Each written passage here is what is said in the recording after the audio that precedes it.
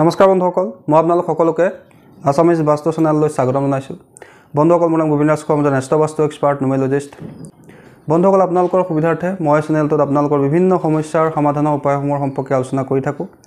গতিকে যদিহে আপোনালোকৰ মোৰ চেনেলৰ ভিডিঅ'সমূহ চাই ভাল লাগে, অনুগ্ৰহ কৰি মোৰ চেনেলটো ছাবস্ক্ৰাইব কৰিব, ভিডিঅ'সমূহ লাইক কৰিব, কমেণ্ট কৰিব আৰু যিমান পাৰে শ্বেয়াৰ কৰিব। বন্ধুসকল, আজি মই এই ভিডিঅ'টোত আপোনালোকৰ লগত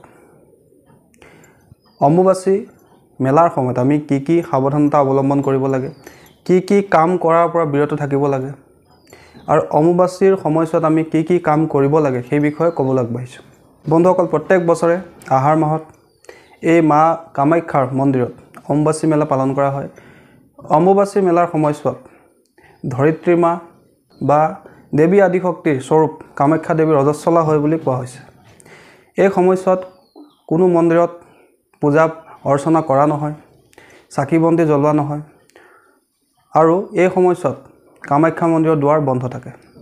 বন্ধুসকল, এই সময়ছোৱাত আমি কিছুমান কাম কৰাৰ পৰা সদায় বিৰত থাকিব লাগে, অন্যথা আমাৰ জীৱনলৈ দুৰ্ভাগ্য আহিব পাৰে, সমস্যা আহিব পাৰে, দৰিদ্ৰতা আহিব পাৰে, নানান সমস্যাই আমাক আমনি কৰিব পাৰে। বন্ধুসকল, এই সময়ছোৱাত আমি কোনো কাৰণতে খেতি বা কৃষিকৰ্ম কৰিব নালাগে, কোনো ধৰণৰ গছ পুলি ৰোপণ কৰিব নালাগে, মন্দিৰত পূজা অৰ্চনা কৰিব নালাগে, গাঁত খান্দিব নালাগে বা মাটি খান্দিব নালাগে, গছৰ পৰা ফল পাৰিব নালাগে, মাটিৰ তলত উৎপন্ন হোৱা যিকোনো বস্তু যেনে আলু হওক, গাজৰ হওক, মূলা হওক ইত্যাদিবিলাক খাব নালাগে। এই সময়ছোৱাত আমি সম্পূৰ্ণ ব্ৰহ্মচৰ্য পালন কৰিব লাগে। মাছ, মাংস, মদ ইত্যাদি আসুৰিক বস্তুৰ পৰা, ইত্যাদি আমিষ বস্তুৰ পৰা আমি আঁতৰি থাকিব লাগে।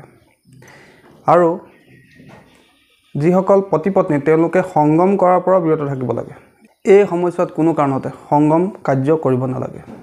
এই সময়ছোৱাত কোনো ধৰণৰ পবিত্ৰ কিতাপ, ধাৰ্মিক পুথি পাঠ কৰিব নালাগে।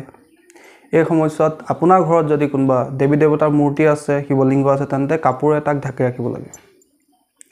এই সময়ছোৱাত কোনো কাৰণতে কোনো শুভ কৰ্ম কৰিব নালাগে, যেনেকৈ বিবাহ হওক, অন্নপ্ৰসন্ন হওক বা যিকোনো ধৰণৰ ব্যৱসায় আৰম্ভ কৰিব নালাগে। এই সময়ছোৱাত কোনো কাৰণতে ক'ৰবাত শুভ কামত যাত্ৰা কৰিব নালাগে।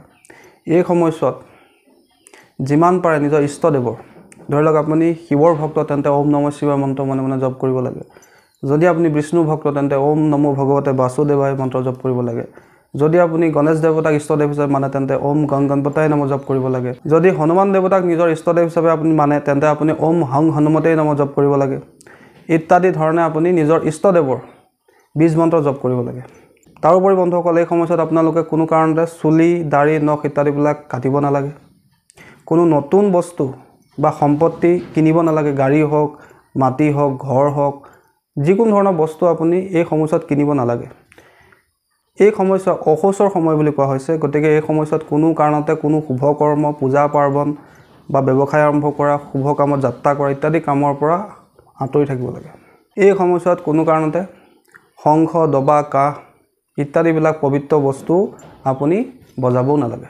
বন্ধুসকল, অহা শনিবাৰে ৰাতিপুৱা 8:44 পৰা এই অম্বুবাচীৰ পৰ্ব আৰম্ভ হ'ব আৰু এই অম্বুবাচীৰ নিবৃত্তি অহা মঙলবাৰে ৰাতি 9:08 সম্পন্ন হ'ব।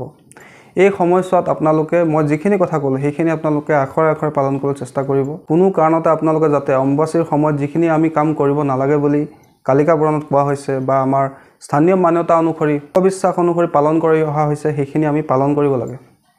নহ'লে জীৱনলৈ কষ্ট, সমস্যা, দুখ, অশান্তি, দৰিদ্ৰতা অহাৰ সম্ভাৱনা থাকে। গতিকে এই সময়ছোৱাত আপোনালোকে সাৱধানতাৰে থাকিব লাগে, সংযম অৱস্থাত থাকিব লাগে। যিমান পাৰে নিজৰ ইষ্টদেৱৰ মনে মনে প্ৰাৰ্থনা কৰিব লাগে, মন্ত্ৰ জপ কৰিব লাগে।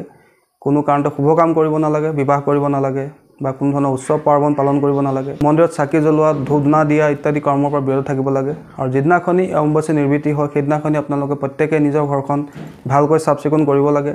পাৰিলে গংগাজল বা তুলসীৰ জলৰ সহায়ত নিজৰ ঘৰখন পবিত্ৰ কৰিব লাগে আৰু ঘৰটো ভালদৰে পানীৰ লগত অলপ নিমখ মিলাই লৈ ঘৰখন ভালকৈ চাফ চিকুণ কৰিব লাগে। বন্ধুসকল, এইখিনি আমাৰ লোকবিশ্বাস, এইখিনি আমাৰ পূৰ্বপুৰুষসকলে আগৰে পৰা পালন কৰি আহিছে।